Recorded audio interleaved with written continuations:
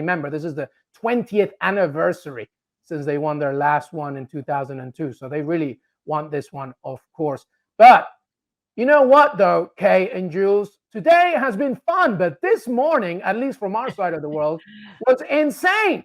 Well, I mean, I woke up in New York City Eastern time, around 5:30 in the morning, and the goals were coming in left, right, and center. It was 3-all between Cameroon and who was Serbia. it? Cameroon and Serbia 3-3. Unbelievable. And then after that, you're thinking, well, now we're going to take a nice little break, Kay Murray. Now we can relax, because hopefully this game between Ghana and South Korea will be relaxing. No, it was another cracker. 3-2.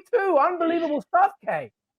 Did you see any of those earlier games for us, Jules? Normal time for you. Yeah. You're out in Qatar. And which of the teams excited you most from those four that we've just mentioned? Oh, that's a good question. I mean, I'm a big South Korea fan. I have to say, I love the way they play. I like Paulo Bento, and I like Heung-min Son too.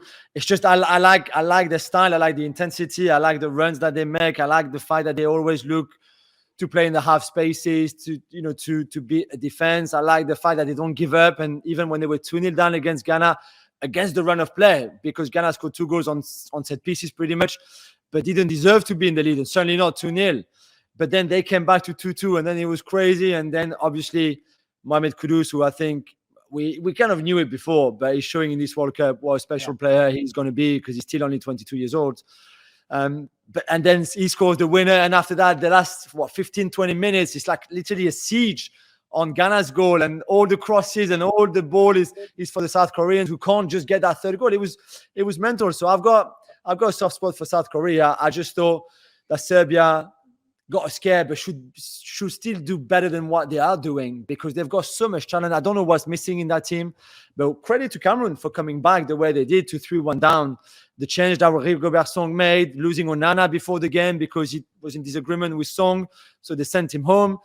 So you arrive already in that game with adversity, and then you 3-1 down after being 1-0 up, and then you come back to 3-3 with Aboubakar being a key player really after coming on. So there were 2 really, really good games. It's actually great that you mentioned Aboubakar with that goal that he scored, because I wonder if any of you remember this a little earlier this season. He said, he doesn't impress me much about Mo Salah. He's a good player. He scores a lot, but he doesn't produce a lot of stuff in the games. Dare we say it was a Mo Salah-esque finish from him today? Definitely. Such a good goal. I feel like he thought he was offside because he was so casual about it. He was just like, I think I'm just going to love you now. And then he did it. It was very Mohamed Salah. I like that quote. I remember it. I wish, Kay, that you did it in a Shania Twain voice. And that don't impress me much. Ow. I would have had to check if he had the rights to all those type of things, That is true. It was a really good finish. Tremendous stuff. And I feel like he probably should have even more minutes at this point. I don't know, like, regardless of, his role for Cameroon, whether it's 90 minutes or a second half or how old he is, he really is quite something, and he can really deliver. I'd love to see him in the Premier League. All right. Next up on the slate, it's Portugal against Uruguay. We're going to be back after that game, but we're going to look ahead to it first. What are you expecting from it, Jules? Well, I'm really hoping. I haven't looked at the team sheet, to be fair. I was really hoping that Luis Suarez didn't start. I think he will start, because I don't think Diego Alonso right now is in a position, or maybe even wants to drop him.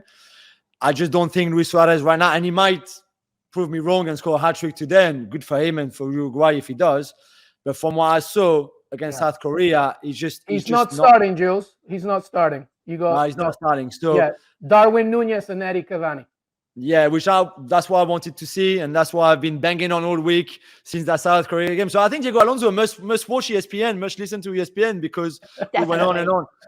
Listen, I love Luis Suarez. I think he was an amazing player, but right now, this is over. He certainly cannot start a game in the World Cup. This is too difficult. He was a passenger against South Korea. The stats were dreadful, and for a player of his caliber, or the kind of player that he was, if you were him, you would not want to be there, because it can't be enjoyable for him either. What we see in the stadium or on television, he goes through it. This is him playing, losing the ball, hardly touching, not being able to sprint properly, not being able to run, not having the influence that he's had for so many years, which when you've had that kind of impact, and you don't have anymore, you know that he's not there anymore, and you know he's missing. So I'm glad, as hard as it must have been to drop him, I'm glad Diego Alonso did it, because I think this Uruguay side is much better, unfortunately. But this is the reality, with the front two of Cavani and Darwin, instead of having Luis Suarez somewhere there. Yeah, and obviously we have to watch so many of these games on television, the way even during the World Cup, with how thick and fast they're coming, but often being in the stadium as well, you see even more of those moments where you see a player that the camera wouldn't necessarily be on, and you can see how tired they are and how it's just not themselves. It's just a completely different viewing experience when you see it that way. Thank you very much for watching ESPN FC on YouTube. For more highlights, analysis and exclusive content, be sure to subscribe.